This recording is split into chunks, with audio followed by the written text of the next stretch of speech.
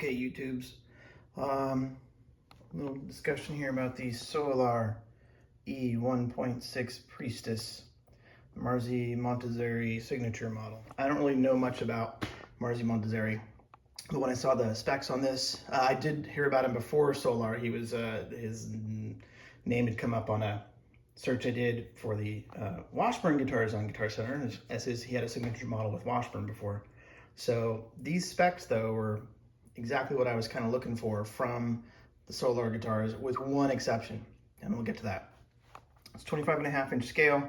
It's got a fairly flat radius. It's like 13, almost 14, I think.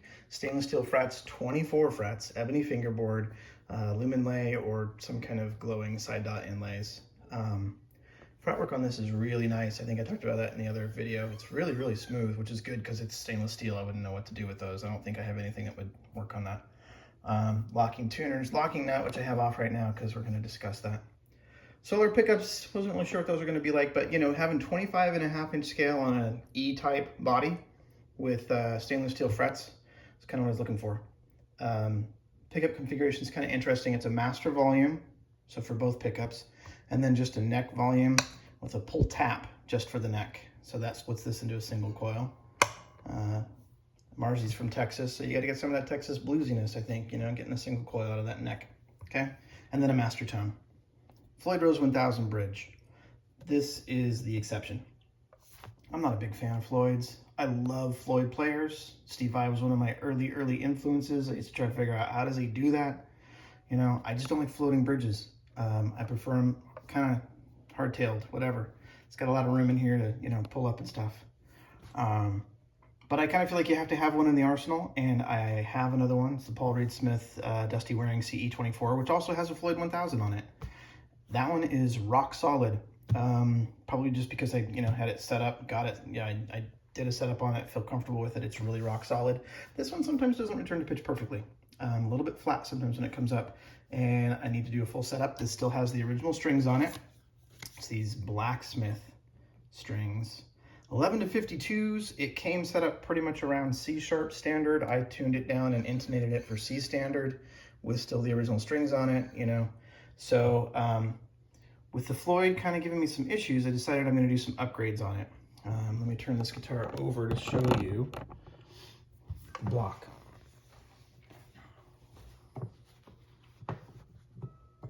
Okay. So it's that typical thin Floyd block. It is 34 millimeters, so it's a little bit longer, which means it has a little bit more mass. And they've got these things inside the springs to kind of keep them from being noiseless, these little rubber washers or something. It works pretty well. I think it's an interesting system. I've never seen somebody do that before. I mentioned that in the other video too. Anyway, since it's having some problems returning to pitch, it returns a little bit flat sometimes. I figured I may end up kind of blocking it if I have to. So I decided to go for a big block. But I'm doing research on this stuff. I have a big brass block in the Paul Reed Smith Dusty Waring, and I really like it. But some people say that can be kind of muddy. And I decided maybe I'd try some titanium or tungsten. Never heard of tungsten before, but I guess it's been pretty popular with like ring manufacturers. It's extremely hard metal, very dense.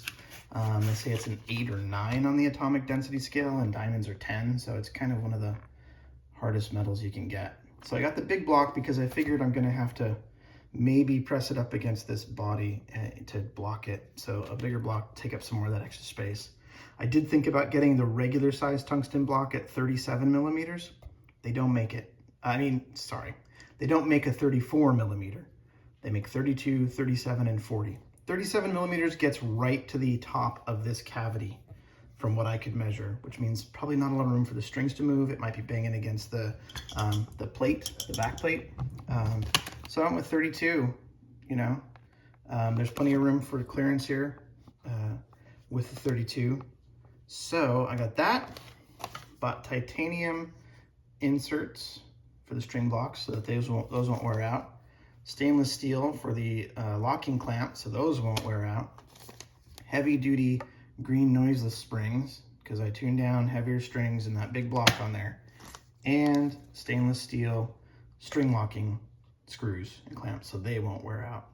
So I also bought a set of Fishman Fluence Tosin Abasi pickups that I'm gonna probably put in here, but I gotta figure out where to put the battery. Not a lot of room in this cavity, so I may have to have somebody professionally install it. So first I'm gonna swap out all the parts on the Floyd. I'll play some of this stock as it is, and then I'll swap out the parts and play from them. You see if you can notice any difference. I don't know how much difference there will be. I know a lot of times when I've swapped out parts, mainly just the block and the springs and things on Floyd's, it's the feel that you notice is different to me personally. So, all right. And hopefully the recording with the camera, with the microphone will be better on this. This is my new iPhone, so hopefully not a bunch of clicking and popping from my last old piece of crap iPhone. All right, stick around.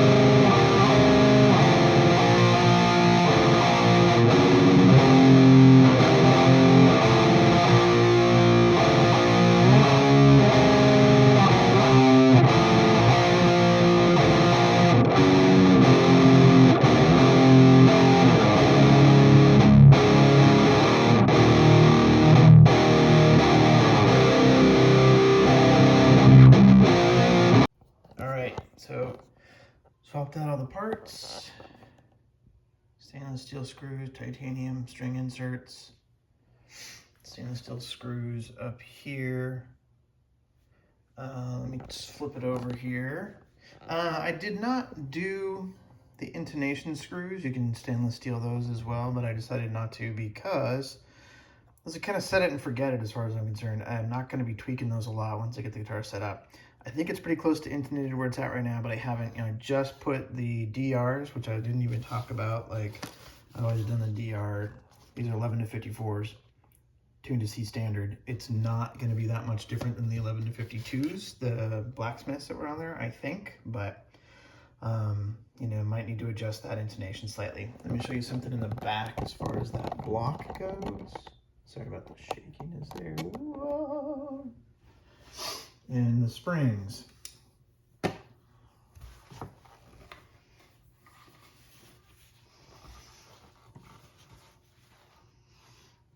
Okay, so there's that tungsten block. Pretty big. That's 32. Not a lot of difference between the 32 and the 34 as far as where it sits in the cavity. It still sits pretty far 30, you know, up. Still enough room to put the plate back on, which is nice. You may notice I still have one of the original Solar springs in there with its noise tubing, whatever. These green heavy duty, these are the heavy duty springs, noiseless springs from Floyd Rose. And it was too much with 3 of them in there. At pitch with the strings, the block was pulling way back. I had to pull these screws out pretty far as it was, probably another ½ inch, a quarter of an inch, something like that from where they were with these 3 in. And I was worried I'm gonna pull these where they're just gonna come out. Like I don't know how long these screws are, you know? And still the bridge was pitching back, was pulling back. So yeah, had to switch out one of them. I think in the other guitars I've done the red, the medium duty, like not the heavy, just the heavy duty, not the extra heavy duty, and those have worked pretty well. So something to think about. Anyway, I'm gonna plug this in a little bit and give you some sounds of what it was like with all these upgrades to it, see if there's any kind of difference in the tone. Thanks a lot. Stick around.